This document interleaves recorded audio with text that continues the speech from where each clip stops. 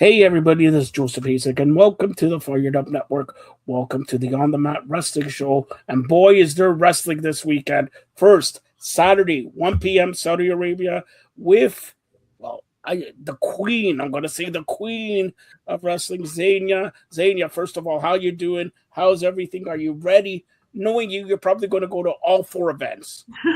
I'm doing so good. Thank you for having me. I am ready. I'm not going to all four, but I'm going to one of them. I am going to NXT in Orlando this coming Sunday, so excited for that. Excited to see all the new signees. Also, fun fact: we went to Mayhem on Mills last weekend, and like all the WWE team, like half the NXT were in attendance, and I was like, "What is happening?" And then I talked to Romeo Moreno, previously known as Sozaya, and he's from Spain, so I've known him since that time. I'm like, what is happening? Why is everybody here? So it turns out LJ Cleary, who was on the show, invited absolutely everybody. So even though I didn't go to NXT last week, I kind of did, but this week I'm going to actual NXT.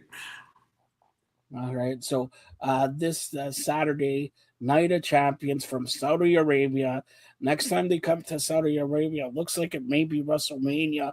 So we'll get to that in a couple seconds. But this Saturday, Night of Champions start. It should be Day of Champions. They start 1 p.m. 1 p.m. Premier Live event. Early afternoon of champions. Yeah, afternoon. I just call it the whole day and all that, and then what a day we have on Sunday. But on Saturday, let's get to it for the U.S. Championship. Trick Williams versus Ricky Saints. I think Trick Williams will retain here, but this should be a good match. What do you say? Yeah, I think so too. I also think it's going to be a good match, but I'm still a little confused by whatever Ricky Saints is doing in WWE because he was in, and this is not gonna, this might sound very partisan, but this is not me trying to like stir it up. But there was this whole thing with him leaving AEW because he was supposedly so unhappy with just being stuck in the mid card and stagnating, right? I would argue that he's in the worst position in WWE right now. But hey, title match, good for him, and definitely going to be a good match. So the fans win either way, but I agree that Trick Williams is definitely working out champion. All right, so then we have the ladies U.S. Championship. And what time is it? Is it the Storm or is it Tiffy time? It's Tiffany Stratton against Jade Cargill. Where are you going in this one? Oh man, I don't know. Like I have to be Team Tiffany. It's weird because those are both ladies that have blown up really quickly, that have an amazing look to them, that are very athletic, but that are also kind of not coming out of the world of wrestling necessarily. They're not. They never had an independent run. They're not like, oh my god, this is a pure wrestler that I want to watch, right? But they both come from different sports backgrounds, so it's always interesting to watch. But Tiffany has been someone that I feel WWE have been investing a lot of time and effort into, and I feel like they are building her up to be the future like face of the company, which I can't really say about Jade, even though she is great and like we've mentioned many times, she does kind of transcend wrestling and she's great at representing wrestling in non-wrestling spaces, but she has said many times that she's more interested in doing movies potentially or acting or other entertainment related stuff. So I don't feel like she has the same level of commitment to WWE that Tiffany does, which I know we should be kind of looking this from the point of wrestling and the point of like, oh, show structure and whatever, but I can't help but observe those outside factors also. So I feel like Tiffany is more of a company woman right now. Yeah, that's certainly Steve. And everybody, Jade, people like Jade, but Tiffy, she's starting to get a bigger pop and everything like that. And it's Tiffy time. Okay, come on. Tiffy time. The Barbie 1 p.m. is Tiffy time. That's right. That's right. Now for the Queen of the Ring, the finals: Io Sky versus Liv Morgan. You know what? Like Io Sky, is she going? And the winner of this takes on the champion at SummerSlam. So is Liv Morgan going to take on herself, or is she going to take on Rhea Ripley? And the biggest story is Rhea Ripley going to be ready? And Rhea Ripley then may take on Io Sky. They have friends. This is a good way of Liv Morgan, Rhea Ripley, or Io Sky, Rhea Ripley, because I can't see, Io Sky going up against the other, you know, uh, champion, ladies champion there. But who knows? What do you say for then Queen? Will it be Liv as the Queen, or will it be yay Io Sky that her going crazy there? So what do you say? I mean, in terms of storytelling and either of them taking on Rhea Ripley, it could go both ways. It would make sense both ways because, Rhea Ripley has this long-standing history with Liv Morgan and the ongoing custody battle over Dominic Yeah, Mysterio. But Io Sky, like you mentioned, they're friends, so it could introduce an interesting dynamic of like, oh my gosh, is there going to be just sportsmanship and a friendly battle, or are the tensions too high now to retain the friendship? But I do feel like in the current landscape and in the current like character development, I feel like Liv Morgan kind of fits the archetype of the Queen of the Ring more, because I feel like historically with Queen of the Ring, King of the Ring, a lot of the times it's heels wing, and a lot of the times the whole fallout is them kind of getting really cocky about it, and that biting them in the ass down the line. So I feel like for that arc, if that's what we're doing, Liv Morgan is just the perfect person. all right, now interesting here. Where we're going to go with the King of the Ring? We got Jay Uso, who's been told by, the tribal chief, go after the title there and all that, with Cody Rhodes and Jay Uso, Cody Rhodes dabbing each other. And then you got Oba Femi, who wants to go up against the tribal chief there. Now, I can't see Oba losing. I could see a schmoz. I could see the Yeah. bloodline getting involved. Solo Sokoa, even though secret the MFTs are breaking up, or are they breaking? Never mind. All right. So Oba Femi, and let's do the dance up against Jey Uso, the yeeting. What is your favorite dance, the yeet or the Oba Femi strut? My favorite is the Dolph Ziggler hip sway. I have a favorite there. Hips don't lie. We're Shakira. Hips don't lie. All right. He's a lie. Yeah. So No, but I agree with you that like I cannot see Obafemi like cleanly losing in this, and also I feel like Obafemi is one of the few examples of a new face, a fresh person just being built up in a very sustainable way and getting great reactions and becoming this giant star somewhat naturally. So to put him against Roman Reigns could be that final stamp of approval of like, oh, okay, this person is a main eventer, this person is a superstar. So I feel like it would make perfect sense to do that, and I'm sure a lot of fans would love to see that match also. I think the bloodline's going to get involved. There's going to be a Yeah. schmoz. Who knows? You never know what Triple H is doing there. Now, let's get to.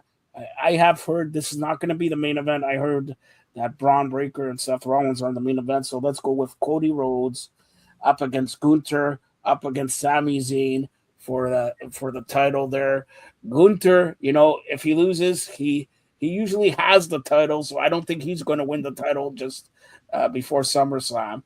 Sami Zayn, Cody Rhodes, this has been going on way too long. Yeah. So is the nightmare going to turn into a nightmare? Is it going to be a dream? Is it going to be Sami Zayn? Sami Zayn's going to take the most bumps there. That's all I know. Yeah. And I'm still surprised that Sami Zayn is even there in Yeah. Riyadh. Like we never thought we would see that happen, and obviously he's not getting any wins there. That's for sure. But yeah, I think Cody Rhodes walks out champion, like pretty obvious, like you said, just a weird time to give Gunther the title, but also again, it being in Riyadh, I feel like it usually influences the outcomes, and I feel like Cody is the person to win in this kind of circumstance. All right, so now it's sort of, I think they're going to be the main event. We got Braun Breaker up against Seth freaking Rollins in a steel cage match. You know what that means? Steel cage match. I don't know if you know this, Xenia, but when there's a steel cage match, everybody's not allowed in. You can't get in or whatever. Really? That means the bloodline and stuff's going to Braun Breaker. The Vision's going to go. Jake Paul is going to have a broken arm, but he's going to go. And I don't know what they're doing there, but it's about time. And I'm going to say this: about time. If they're going to make Braun Breaker a big time heel, it's about time he gets his win back over Seth Rollins. Don't you agree? And that's propels him to SummerSlam, I guess. Yeah, I agree. And previously we've discussed Braun Breaker on these shows, and I've mentioned that, and that was months ago, but or almost a year. I mentioned that he's awesome, and I think he's just exactly what WWE is looking for. But he still seems like very nervous whenever he's on big shows, and whenever he especially has to have a promo segment, and God forbid it's a live promo segment. But I feel like he's improved a lot since then. And maybe it is time. Maybe to solidify him as the top heel for sure. All right, so again, that's Saturday, 1 p.m., 1 p.m. Saudi Arabia, Night of Champions, Day of Champions, mid-afternoon of Champions, brunch of Champions, whatever. All right, and Xenia, tell everybody what are you doing, and obviously we have a big wrestling weekend. I'll tell everybody once you tell them how to get what to expect coming up on Sunday, but go ahead. Yes, the username suggests I do everything, but mostly for wrestling fans, I do wrestling-related content. I cover shows, I do interviews with wrestlers, I have some unboxing, some product stuff. So this username everywhere on YouTube, on Instagram, on X. Find me, and I am going to NXT this coming Sunday, so I'll definitely be posting something from there.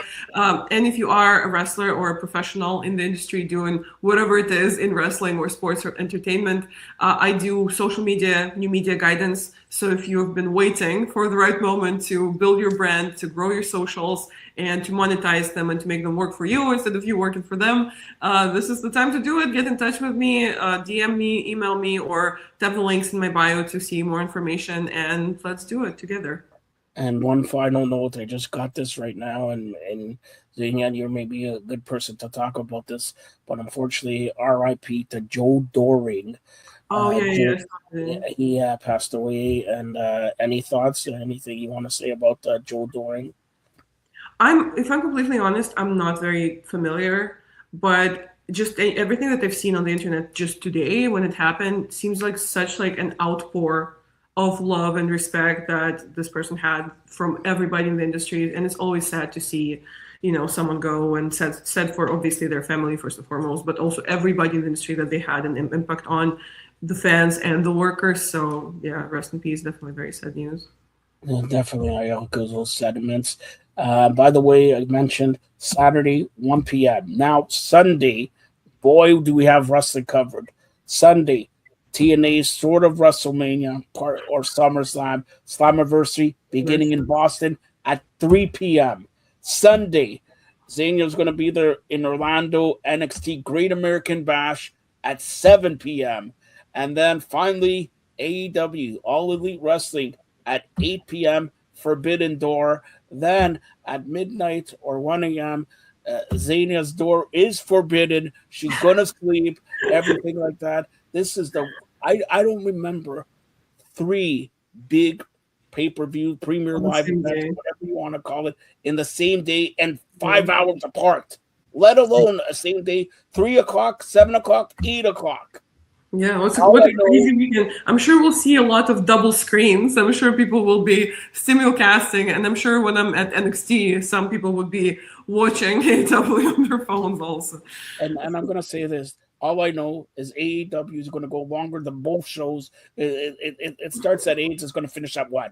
All right? So we'll be back here to cover or preview TNA, NXT, and AEW. Thank you, Xenia.